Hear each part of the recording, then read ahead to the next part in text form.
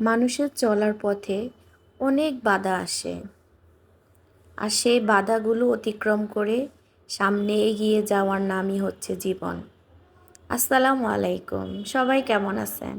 আশা করি আল্লাহর রহমতে সবাই ভালো আছেন।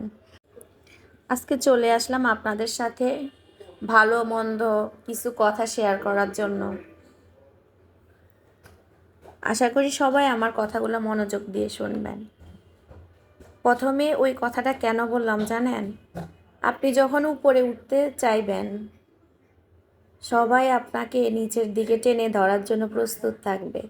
কারণ কেউ চায় না একটা মানুষ উপরের দিকে উঠুক, তার নিজের জন্য নিজে কিছু করুক। এজন্য এই কথাটা বললাম।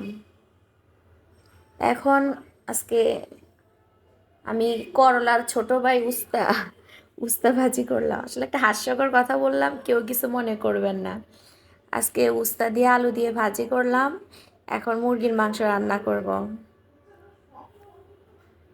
এই যে এখন গরম মশলাগুলো দিয়ে দিলাম, তারপরে পেঁয়াজ কাঁচামরিচ এগুলা দিয়ে ভালোভাবে একটু নাড়াচাড়া করে নেব।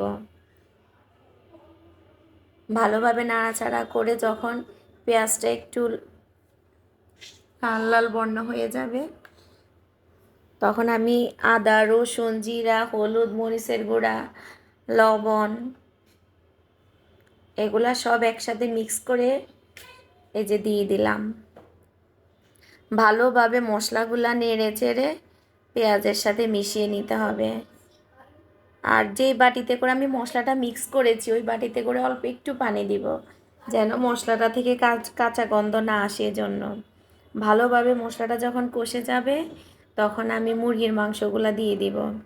এখানে 2টা কক মুরগি আছে। আমার ছেলেরা মুরগির মাংস অনেক পছন্দ করে। এই যে মাংসগুলো দিয়ে দিলাম।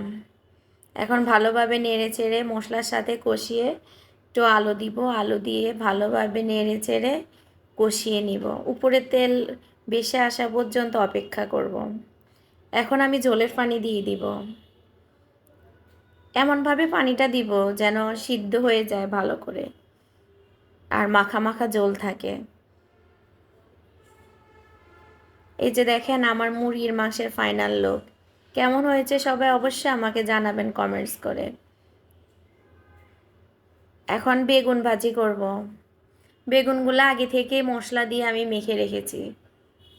এখন সরিষার তেল ফ্রাই প্যানে দিয়ে দিলাম, বেগুনগুলো আস্তে আস্তে দিয়ে দিচ্ছি। এই ফ্রাই প্যানটা দেখে কেউ কিছু মনে করবেন না, এটা হচ্ছে নোহা কোম্পানির একটা ফ্রাই প্যান, আমার অনেক আগের। এটাতে আমি ভাজি উস্তা ভাজি বেগুন ভাজি, তারপরে আপনার বিভিন্ন ভর্তা করার জন্য সব কিছু আমি এটাতেই করি। আমার অনেক ভালো লাগে এটাতে কাজ করতে। এই যে আমার ছোট ছেলে আমরা খাচ্ছে, ও আমরা অনেক পছন্দ করে। রান্নার মাঝখানে একটা আমড়ার বিরতি দিলাম। কেমন হলো অবশ্যই বলবেন। আমার ভিডিওটি যদি আপনাদের কাছে ভালো লাগে তাহলে অবশ্যই আমার চ্যানেলটাকে লাইক কমেন্ট শেয়ার এবং সাবস্ক্রাইব করে দিবেন। সবাইকে আমার পাশে থাকার জন্য অসংখ্য ধন্যবাদ। আমার বেগুন ভাজিটা কেমন হয়েছে অবশ্যই জানাবেন। আজকের আবহাওয়া বেশি ভালো ছিল না, আপনাদেরকে একটু বিকেল বেলার আবহাওয়াটা দেখালাম। আর আমার অ্যালোভেরা গাছটা কেমন হয়েছে সবাই আমাকে জানাবেন। আমার পাশে থাকার জন্য সবাইকে অসংখ্য ধন্যবাদ।